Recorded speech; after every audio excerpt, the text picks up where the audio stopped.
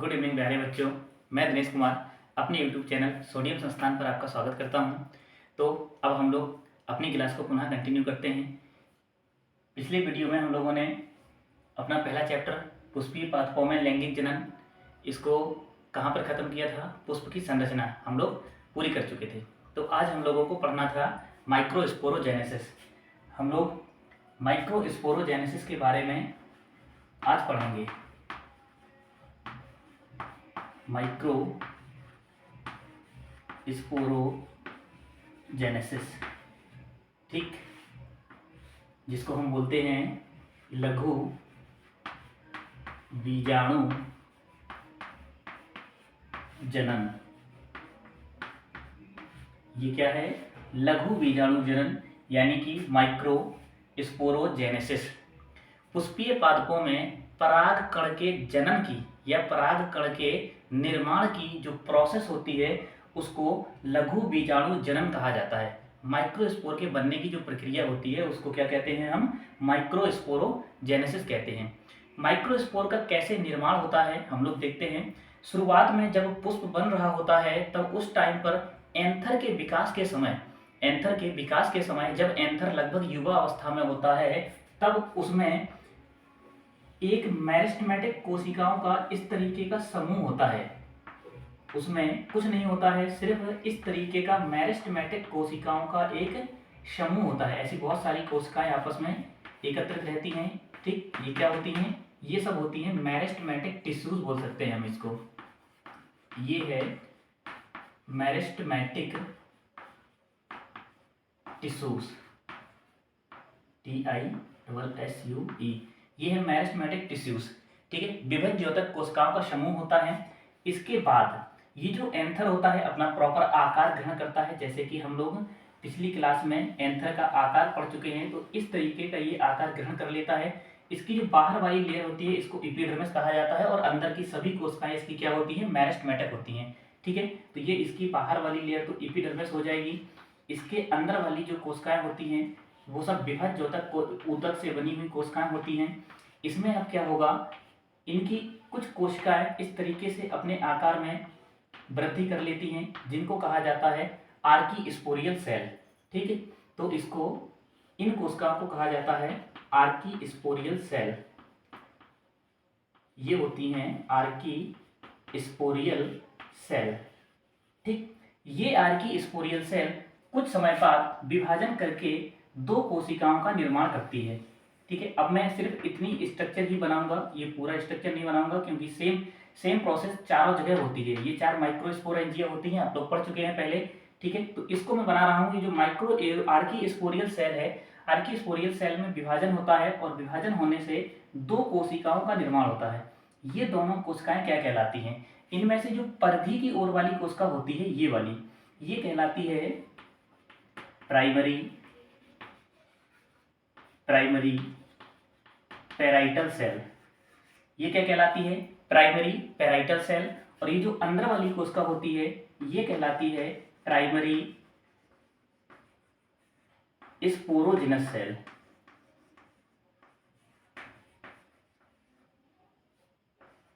ठीक। तो आर्कीस्पोरियल सेल में विभाजन हुआ, विभाजन होने से दो कोशिकाएं बनी, प्राइमरी पैराइटल सेल और प्राइमरी स्पोरोजिनस सेल। इसके बाद क्या होता है? जो प्राइमरी पैराइटल सेल होती है ये बार बार विभाजन करती रहती है और माइक्रोस्पोरेंजिया के अन्य स्तरों का निर्माण करती है। जैसे कि सबसे बाहर तो ये एपिडर्मिस वाला स्तर होता है। एपिडर्मिस के अंदर हमने पढ़ा था एंडोथीसियम था, तो एंडोथीसियम का निर्माण, एंडोथीसियम के बाद मिडिल लेयर थी, मिडिल लेयर के बाद टेपिडम था। इन तीनों लेयर का निर्माण किससे होता है? प्राइमरी पैराइटल सेल से होता है। इसके बाद टेपिडम के अंदर जो हमारी प्राइमरी स्पोरोजिनस सेल है, अब ये क्या करती है? ये विकास करके माइक्रोस्पोर मदर सेल का निर्माण करती है। तो इतना आप उतार लीजिए अपनी कॉपी में। उतारने के बाद आप क्या करेंगे? यहां से जो माइक्रोस्पोर, यहां से ये वाली संरचना मैं आपको यहां पर बना के दिखा रहा हूं।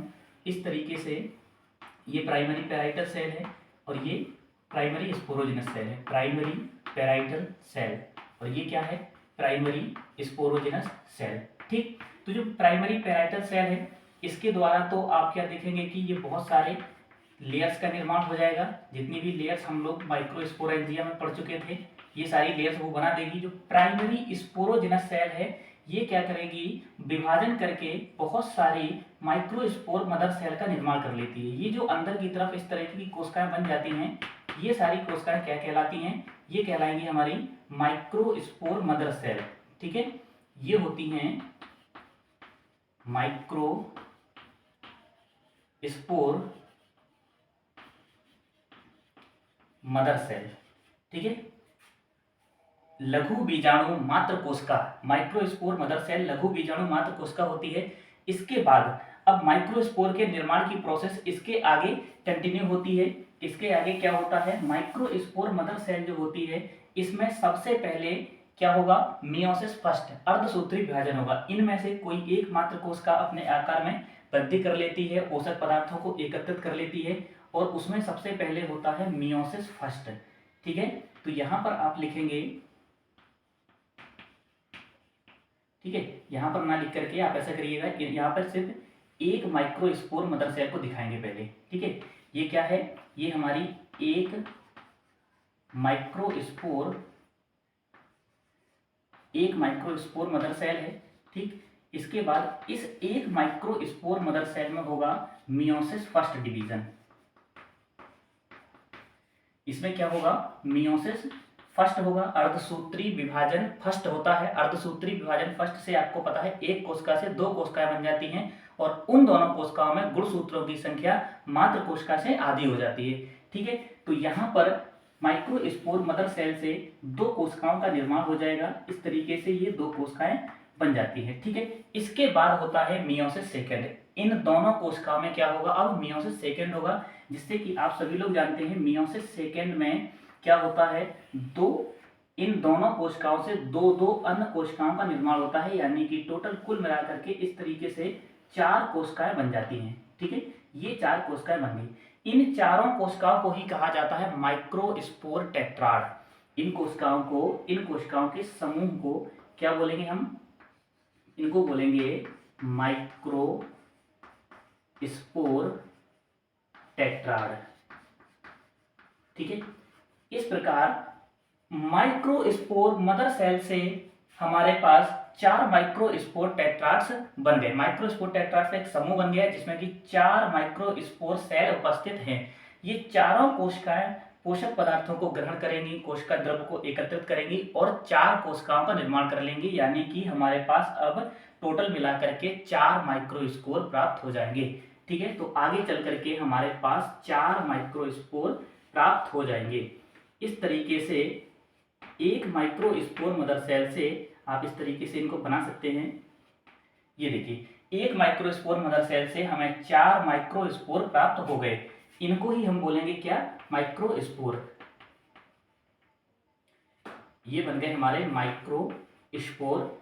ठीक है, माइक्रोस्पोर, इनको क्या बोलते हैं, माइक्रोस्पोर या फिर परागकण। तो इस प्रकार माइक्रोस्पोर बनने की पूरी प्रोसेस क्या कहलाती है, माइक्रोस्पोरोजेनेसिस कहलाती है। ठीक है, तो ये माइक्रोस्पोरोजेनेसिस ऐसे बनता है, मैं आपको एक बार रिवाइज करा दे रहा हूं। जब युवा अवस्था में एंथर का विकास हो रहा होता है, उस समय एंथर में मेरिस्टेमेटिक टिश्यूज का एक ऊतक मेरिस्टेमेटिक टिश्यूज होता है, जो विभज्योतक कोशिकाओं का पूरा समूह होता है।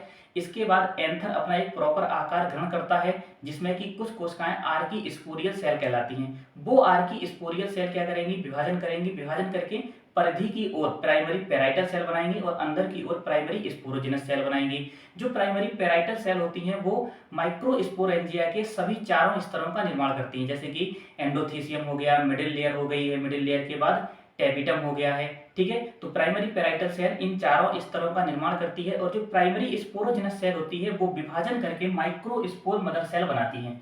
प्राइमरी पेराइटल सेल क्या बनाती है, माइक्रोस्पोर मदर सेल बनाती है। इसके बाद इनमें से कोई एक माइक्रोस्पोर मदर सेल पोषक पदार्थों को ग्रहण करेगी, अपने आकार को बड़ा कर लेगी, और इसमें होगा फिर मियोसिस फर्स्ट।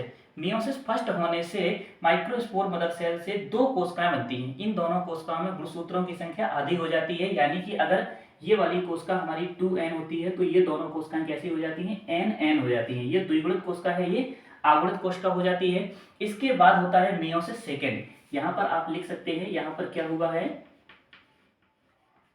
यहाँ पर मियोसिस सेकेंड हुआ है। ठीक है, मियोसिस सेकेंड होता है इन दोनों कोशिकाओं में अर्धसूत्री विभाजन सेकेंड, जिससे कि 2 कोशिकाओं से 4 कोशिकाएं बन जाती हैं। ये चारों अगुणित कोशिकाएं होती हैं। इन कोशिकाओं के समूह को बोला जाता है माइक्रोस्पोर टेट्राड। ठीक है, ये जो टेट्राड होता है यही क्या करते हैं, चारों कोशिकाएं विकास करके माइक्रोस्पोर का निर्माण कर लेती हैं। तो इस प्रकार से ये 4 माइक्रोस्पोर यानी कि लघु बीजाणु बन जाते हैं। ठीक है, तो माइक्रोस्पोरोजेनेसिस की ये संपूर्ण प्रोसेस हो चुकी है।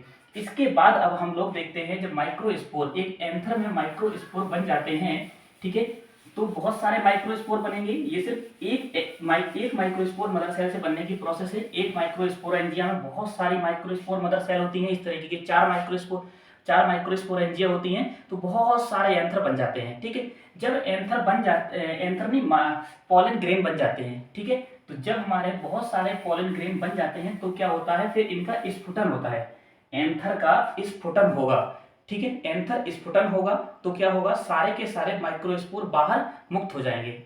एंथर के फटने को ही हम क्या बोलते हैं, स्फुटन बोला जाता है। ठीक है, ये फटता जब हमारे सारे माइक्रोस्पोर बनकर के तैयार हो जाते हैं, तब माइक्रोस्पोरेंजिया का जो मिडिल लेयर होती है और टेपिटम होता है, ये सब क्या होते हैं, सूख जाते हैं। इसके बाद जो सबसे बाहर एपिडर्मिस होती है वो फटती है और सारे के सारे माइक्रोस्पोर बाहर मुक्त हो जाते हैं। ठीक है, मुक्त होने के बाद अब हम लोगों की एक जो अच्छी प्रोसेस होती है जिसको बोला जाता है डेवलपमेंट ऑफ माइक्रोस्पोर। माइक्रोस्पोर का डेवलपमेंट कैसे होता है, उसका विकास कैसे होता है, माइक्रोस्पोर की संरचना क्या होती है। डेवलपमेंट से पहले हम लोग माइक्रोस्पोर की संरचना देख लेते हैं कि माइक्रोस्पोर की संरचना कैसे होती है। ठीक है, तो जो माइक्रोस्पोर होता है वो लगभग गोलाकार या अंडाकार संरचना होती है।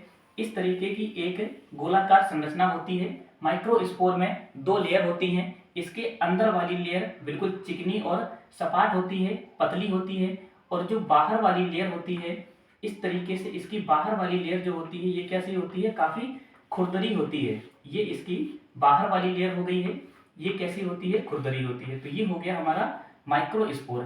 ठीक है, ये बाहर वाली लेयर हो गई। बाहर वाली लेयर को बोला जाता है एक्साइन। इस वाली लेयर को क्या बोलते हैं, एक्साइन बोलते हैं। और जो अंदर वाली लेयर होती है ये कैसी होती है, चिकनी होती है, खुरदरी नहीं होती है। इस वाली लेयर को बोला जाता है इंटाइन। ठीक है, ये हमारी लेयर कौन सी हो गई, इंटाइन हो गई। इसको हिंदी में बाह्यचोल बोलते हैं। क्या बोलते हैं, बाह्यचोल। ये बाह्यचोल होता है और ये होता है अंतःचोल। ठीक है, तो ये हमारी किसकी संरचना है, पोलन ग्रेन की संरचना है। ये किसकी संरचना है, पोलन ग्रेन की संरचना हम बना रहे हैं। पोलन ग्रेन की संरचना में सबसे बाहर एक्साइन की लेयर होती है जो कि खुरदरी होती है, और अंदर होता है इसका इंटाइन। ये बाहर वाली एक्साइन लेयर बहुत ही ज्यादा मजबूत होती है। इसी लेयर की वजह से इस माइक्रोस्पोर पर ना तो किसी एसिड, ना ही किसी बेस या टेम्परेचर का कोई इफेक्ट नहीं पड़ता है। इस माइक्रोस्पोर में क्या होता है, आप देखेंगे इस तरीके का जीवद्रव्य भरा रहता है। जीवद्रव्य के साथ इसमें क्या होता है, इसका जो केंद्रक होता है, इसका केंद्रक 2 भागों में विभाजित हो जाता है। एक भाग इसका यहीं पर पड़ा रहता है इस कोशिका के रूप में, और एक जो दूसरा केंद्रक होता है वो यहाँ पर आ जाता है, और ये केंद्रक कोशिका द्रव्य को एकत्रित करके अपने चारों ओर कोशिका कला बना लेता है और अलग से एक नई कोशिका बन जाती है। ठीक, तो माइक्रोस्पोर के अंदर 2 कोशिकाएं होती हैं। जब माइक्रोस्पोर एंथर से बाहर मुक्त होता है तब 2 कोशिकीय अवस्था में होता है। एक ये वाली कोशिका होती है और एक ये वाली कोशिका होती है। ठीक है, इनमें से इन कोशिकाओं के नाम क्या क्या होते हैं। ये जो ये वाली कोशिका होती है इसको बोला जाता है जनरेटिव सेल। इसको क्या बोलते हैं, जनरेटिव सेल बोला जाता है। और ये जो बड़ी कोशिका है जिसका केंद्रक यहाँ पर उपस्थित है इसको बोला जाता है वेजिटेटिव सेल। ये होती है वेजिटेटिव सेल। ठीक, तो इस प्रकार जब माइक्रोस्पोर एंथर से मुक्त होता है तो उस समय 2 कोशिकीय अवस्था में होता है। इसके अंदर 2 कोशिकाएं होती हैं, एक जनरेटिव सेल होती है और ये पूरी इसकी वेजिटेटिव सेल होती है। बाहर वाली भित्ति एक्साइन होती है, अंदर वाली भित्ति इंटाइन होती है। इसके बाद इसमें अंदर वैक्यूल्स, इस तरीके की वैक्यूल्स उपस्थित होती हैं। आप सभी लोग जानते हैं सभी पादप कोशिकाओं में वैक्यूल्स उपस्थित होती हैं। तो इस तरीके की इनमें क्या होती हैं, वैक्यूल्स उपस्थित होती हैं। इसके बाद यहाँ पर इसमें एक और संरचना उपस्थित होती है इस तरीके से इसमें आप देख सकते हैं यहाँ पर एक इस तरीके का छिद्र उपस्थित होता है, ठीक है। इस तरीके से ये जो बाहर वाली इंटाइन है पूरे में नहीं होती है, यहाँ पर ये टूटी हुई होती है। इसको बोला जाता है जर्म पोर। इसको क्या बोला जाता है? जर्म पोर, यानी कि जनन छिद्र। ये जनन छिद्र होता है जब पराग कोश, इसका पराग कण का डेवलपमेंट हो रहा होता है तो इसकी जो अंदर वाली लेयर इंटाइन होती है, यही इंटाइन यहाँ से जर्म पोर के माध्यम से आगे एक नलिका के रूप में निकल के बाहर आती है, जिसको पोलन ट्यूब कहा जाता है। ये पूरी प्रोसेस हम इसके पराग कण की डेवलपमेंट की प्रोसेस आगे पढ़ेंगे अगली क्लास में। यहाँ तक के लिए इतना ही रखते हैं। ये इसकी पोलन ग्रेन की संरचना हो गई, इस तरीके का हमारा पोलन ग्रेन होता है, ठीक है। बाहर एक्साइन हो गई, अंदर वाली एंटाइन हो गई है। इसकी ये वाली कोशिका जो बड़ी वाली कोशिका होती है वेजिटेटिव सेल कहलाती है, ये वाली कोशिका इसकी जनरेटिव सेल कहलाती है, ठीक है। यहाँ पर जो छिद्र होता है ये जर्म पोर होता है, ये इसकी संरचना हो गई। इसका डेवलपमेंट हम लोग क्या करेंगे अगली क्लास में पढ़ेंगे। तब तक आप इन सब चीज़ों को देखिए, इनको पढ़िए अच्छे से। तब तक के लिए धन्यवाद।